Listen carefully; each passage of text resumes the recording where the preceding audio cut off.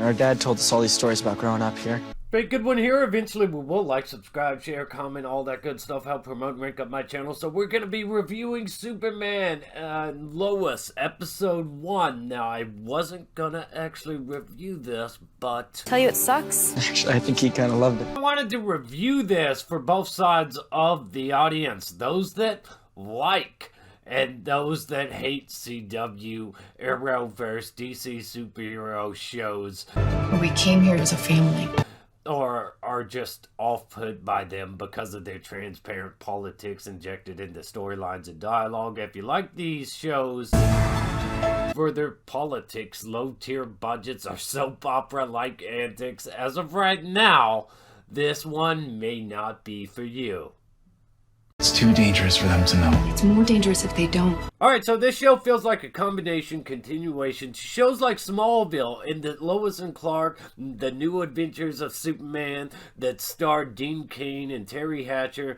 It's set within the same universe as the Arrowverse, where Superman and Lois have been well established, but it drastically differs from the other CW shows in budget and in tone.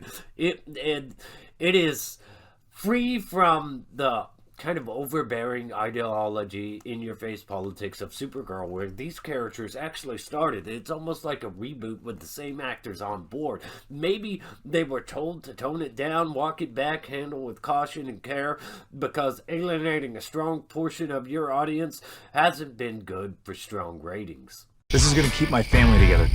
Or maybe it's because the character himself, Superman, the tone, representing traditional small-town American values, family values. This show keeps in tone with who Superman is and what he represents. It has a Man of Steel level of cinematography.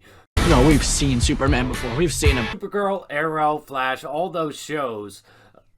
This budget is drastically different. Even the tone and vibe, the acting, everything about this kind of feels drastically different.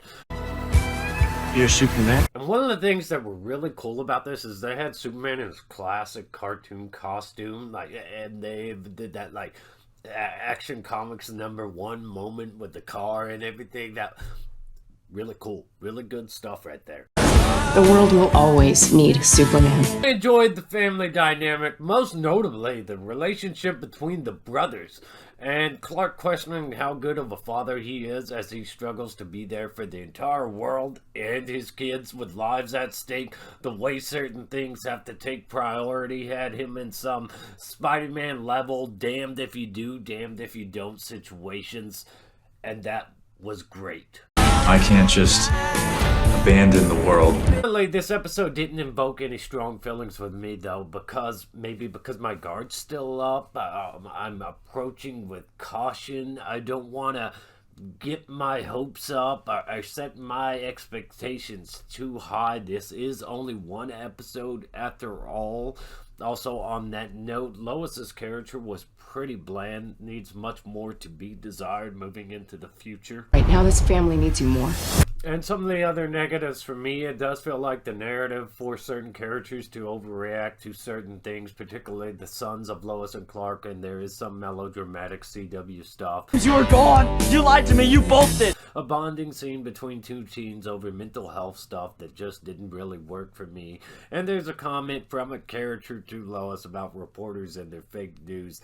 That I liked, and maybe that may be considered as a seed being planted for political leanings. But ultimately, a big one for me is a casting choice that results in a character being altered from the way he looks in the source material. A choice reaching for that diversity quota that makes it feel like it's... Well, it does feel like it's its own thing, because this character already exists within the continuity of the other shows. But to be fair, that had multiple Supermans in the Crisis on Infinite Earths crossover of Arrow shows. So I can't say not much about it. It's an alternate version of the character, not mainstream continuity. It is what it is. I don't like it. Like, subscribe, share, comment, all that good stuff. I'd say it made a pretty strong first impression, but I still have my guard up. but I'd probably give it a solid 8 out of 10. Some tremendously amazing looking Superman action.